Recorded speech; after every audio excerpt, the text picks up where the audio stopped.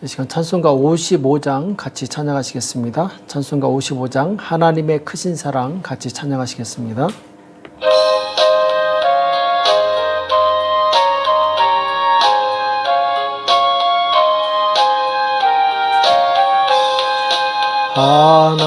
하나님의 크신 사랑 하늘로서 내리사 우리 맘에 항상 계셔 온전하게 앞서서 나의 주는 자비하사 사랑 무한하시니 두려워서 떠는 자를 구원하여 줍소서. 걱정 근심 많은 자를 성령 감화하시며 복과 은혜 사랑받아 평안하게 앞서서 점과 나중 되신 주여 항상 인도하셔서 마귀 유혹받는 것을 속히 끊게 앞서서 전능하신 아버지여 주의 능력 주시고 우리 맘에 임하셔서 떠나가지 맙소서. 주께 영광 항상 돌려 천사처럼 섬기며 주의 사랑 영영토록 찬송하게 앞서서 우리들이 거듭나서 흠이 없게 하시고 주의 크신 구원받아 온전하게 앞서서 영광에서 영광으로 천국까지 이르러 크신 사랑 감격하여 경배하게 앞서서. 아멘. 이 시간 다 같이 기도하시겠습니다. 살아계신 하나님 아버지, 이 새벽에 저희들을 불러주시고 하나님 앞에 나올 수 있도록 은혜 주심을 감사합니다. 하나님, 나그네와 같은 이 세상길을 가는 동안 우리에게 힘과 능력과 지혜를 주셔서 능히 승리하는 삶을 살 수 있도록 도와주시옵소서. 날마다 하나님의 말씀을 의지해서 전진하게 도와주시옵시고 영적 싸움에 승리하고 주님 앞에 섰을 때 주님께 감사할 수 있도록 우리를 붙들어 주시옵소서. 하나님, 오늘도 우리에게 주시는 말씀을 듣기 원합니다. 말씀을 깨닫는 은혜가 있도록 우리를 붙들어 주시옵소서. 이 시간 주께서 함께해 주실 것을 믿고 감사하며 예수님의 이름으로 간절히 기도합나이다. 아멘. 이 시간 하나님의 말씀 시편 95편 1절에서 7절까지 말씀을 보시겠습니다. 시편 95편 1절에서 7절까지 말씀 우리 한 목소리 합독하도록 하겠습니다. 같이 읽겠습니다. 시작. 오라 우리가 여호와께 노래하며 우리 구원의 반석을 향하여 즐거이 부르자. 우리가 감사함으로 그 앞에 나아가며 시로 그를 향하여 즐거이 부르자. 대저 여호와는 크신 하나님이시오 모든 신위의 크신 왕이시로다. 땅의 깊은 곳이 그 위에 있으며 산들의 높은 곳도 그의 것이로라. 바다가 그의 것이라. 그가 만드셨고 육지도 그의 손으로 지으셨도다. 오라 우리가 굽혀 경배하며 우리를 지으신 여호와 앞에 무릎을 꿇자. 대저 저는 우리 하나님이시오 우리는 그의 기르시는 백성이며 그 손의 양이라. 너희가 오늘날 그 음성 듣기를 원하노라. 아멘.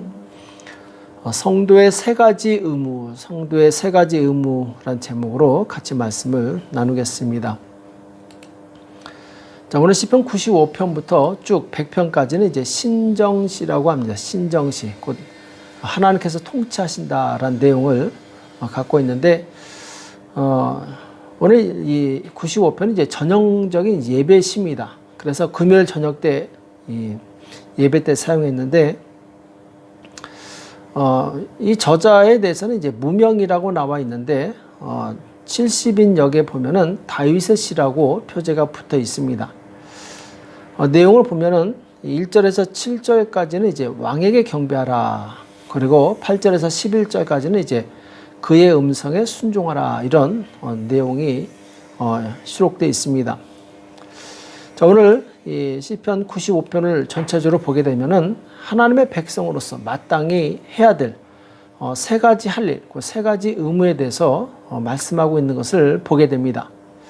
자, 첫 번째로 이 하나님의 백성이 해야 될 일이 무엇이냐? 곧 하나님을 찬양하는 일입니다. 하나님을 찬양하는 일.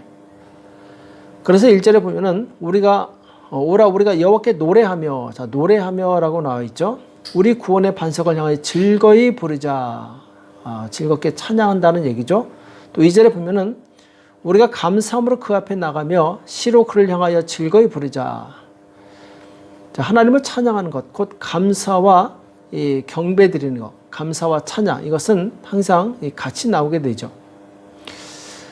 이처럼 우리가 하나님을 찬양해야 되는 두 가지 이유에 대해서 또 3절과 4절에서 말씀하고 있는데, 자, 첫 번째는 하나님께서 천지를 창조하신 창조주이시기 때문에 우리가 찬양하는 것이고, 두 번째는 이스라엘을 택하셨기 때문에 하나님을 찬양하라고 말씀하고 있습니다.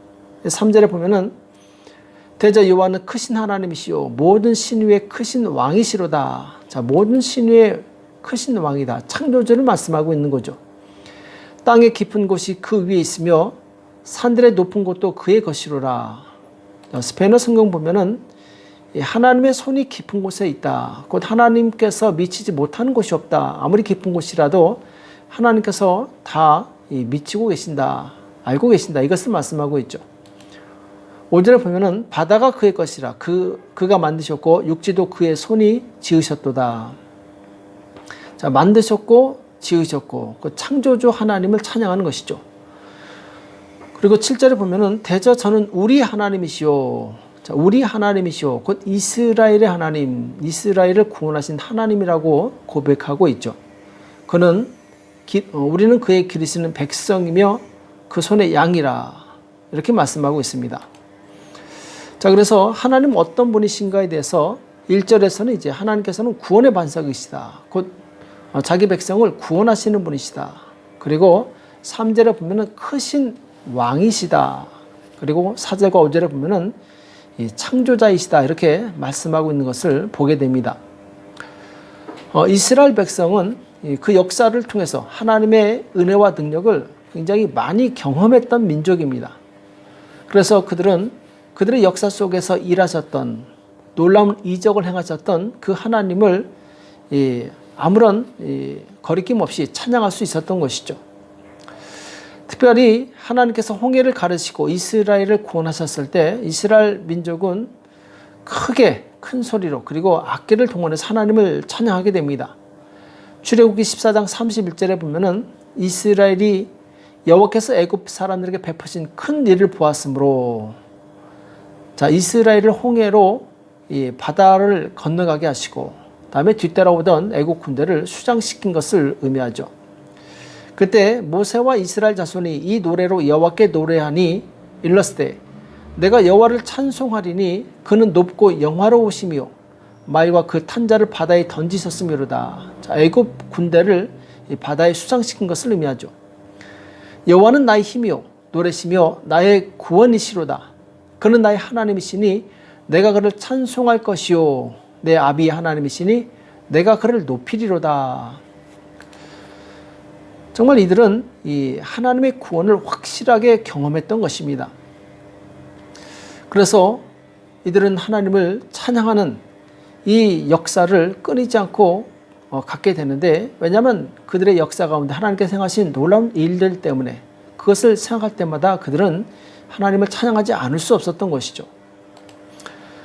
오늘날 교회 성도들도 마찬가지입니다. 항상 하나님을 찬양하는 삶을 살아야 됩니다.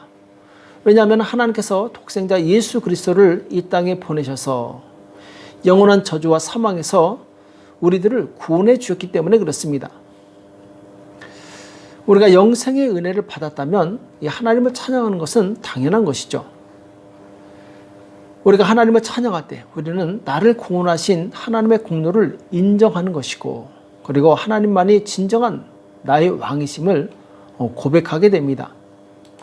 그래서 우리는 이 하나님을 찬양하는 일을 해야 되고, 또 두 번째로 성도가 해야 될 두 번째 일은 이 하나님께 참된 예배를 드리는 것입니다. 6절에 보면은 오라 우리가 굽혀 경배하며, 자, 경배하며라고 나오고 있습니다. 우리를 지으신 여호와 앞에 무릎을 꿇자. 자, 경배하며 무릎을 꿇자. 이렇게 말씀하고 있는데, 자, 이것은 곧 하나님 앞에 나갈 때 나를 낮추는 의미를 가지고 있습니다.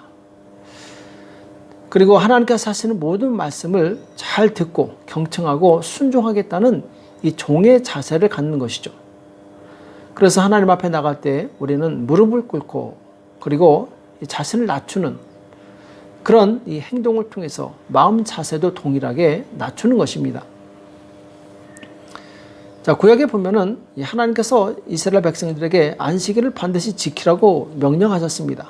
그리고 만약 지키지 않았을 때 그 사람은 공동체에서 추방되는 그런 정말 이 어려운 그런 이 상황을 맞이하게 되죠. 또 하나님께서는 이스라엘 남자들에게 너희들이 어디 있든지 1년에 3차례 하나님 앞에 보일지니라 이렇게 말씀하셨습니다.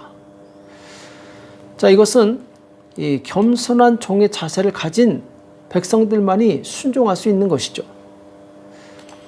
그들이 겸손해서 하나님을 경배했을 때 그들은 이 말씀에 순종합니다. 그러나 훗날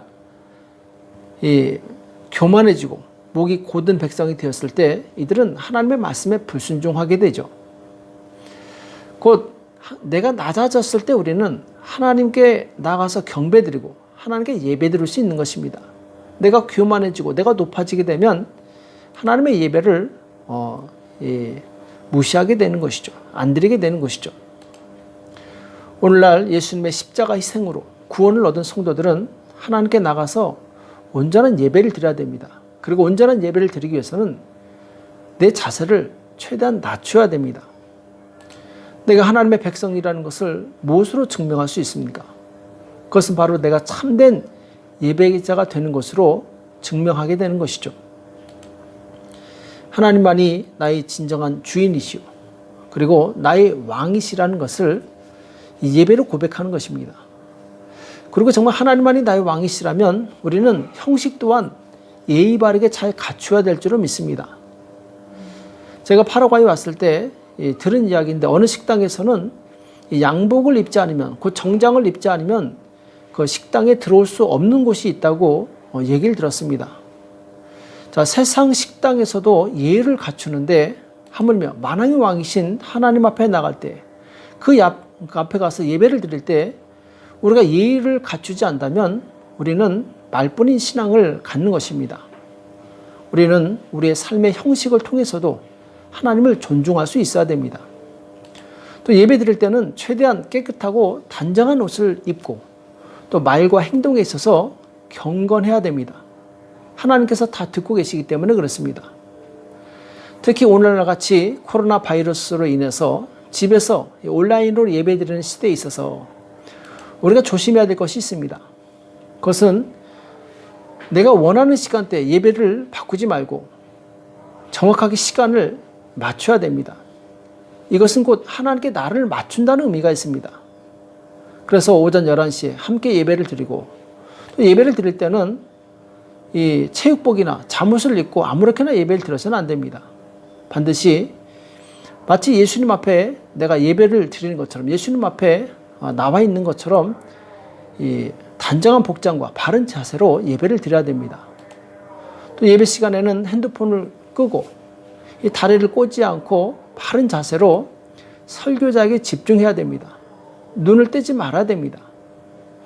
그리고 말씀을 들으면서 그 말씀을 내 삶에 어떻게 적용할까? 이것을 생각하면서 들어야 됩니다. 다른 생각하면서 듣는다면 이건 하나님께 대한 예의가 아니겠죠. 왜냐하면 하나님은 우리의 마음을 다 보고 계시기 때문에 그렇습니다. 그래서 우리는 하나님 앞에서 정말 구원받은 하나님의 자녀라면 참된 예배자가 되어야 됩니다. 또 세 번째로 성도는 순종하는 자가 되어야 됩니다. 7절에 보면은 대저 저는 우리 하나님이시오. 우리는 그의 기르시는 백성이요. 그 손의 양이라. 오늘날 너희가 오늘날 그 음성 듣기를 원하노라. 이렇게 말씀하고 있습니다. 그러니까 성경에 보면은 하나님께서 우리의 목자가 되시고 그 백성을 양으로 비유하는 내용이 많이 나옵니다. 양의 생명은 순종에 있습니다. 양이 목자의 말을 듣지 않고 자기 멋대로 가면 길을 잃어버리거나 맹수에게 잡아먹히게 됩니다. 그래서 순종하지 않는 양은 이미 죽은 목숨이에요.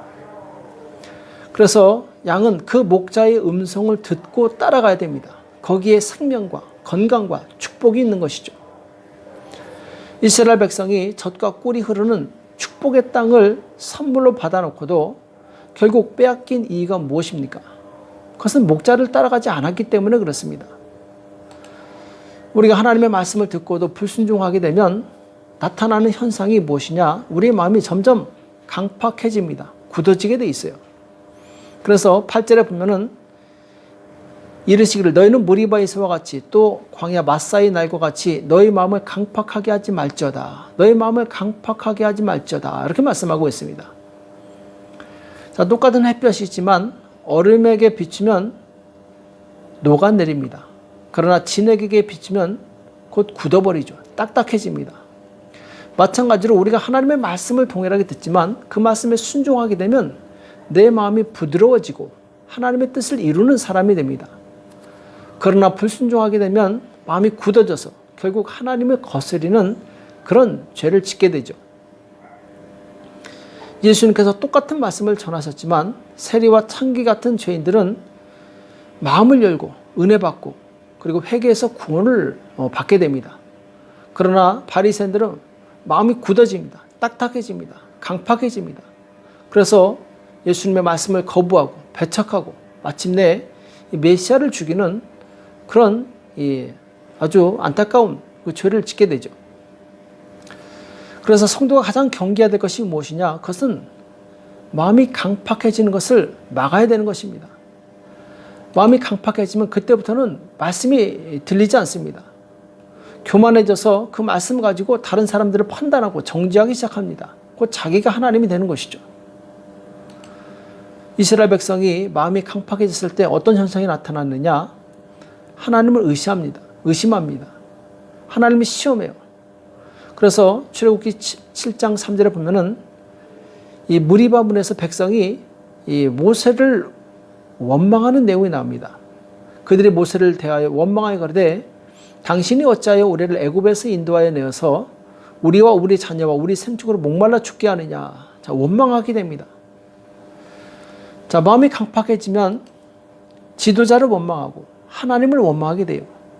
또 하나님의 행하신 것을 의심합니다. 출애굽기 17장 7절에 보면은 그들이 여호와를 시험하여 이르기를 여호와께서 우리 중에 계신가 아닌가 하였습니다. 자, 그들이 무리바 물에서 다투었을 때 하나님을 시험합니다. 의심합니다. 정말 하나님께서 우리를 이곳에 인도하신 것이 맞느냐? 자, 의심하게 되면 그때부터 하나님과의 관계는 깨어지게 됩니다. 기독교 역사에 흉이라는 사람이 있었습니다. 이 사람은 원래 하나님을 믿는 사람이었어요. 자, 그런데 어떤 토론회에서 불신앙 사상을 옹호하는 그런 자로 뽑혀서 그 방면의 연구에 몰두하게 됩니다. 이 불신앙에 대해서 연구하다 보니까 점점 이 사람은 회의주의자가 되고 맙니다. 신앙을 가졌다가 결국 회의주의자가 되어버리는데, 자, 이것은 무엇을 의미하느냐? 우리는 철저히 부패한 죄인으로 태어났습니다. 우리가 만약 이 죄악된 환경에서 벗어나지 않으면 거기에 물들어 버리게 돼 있어요. 그래서 우리가 의심을 이기고 또 미혹에 빠지지 않으려면 신실한 믿음을 가진 친구들을 가까이 하고 또 지속적으로 하나님의 말씀을 들어야 됩니다.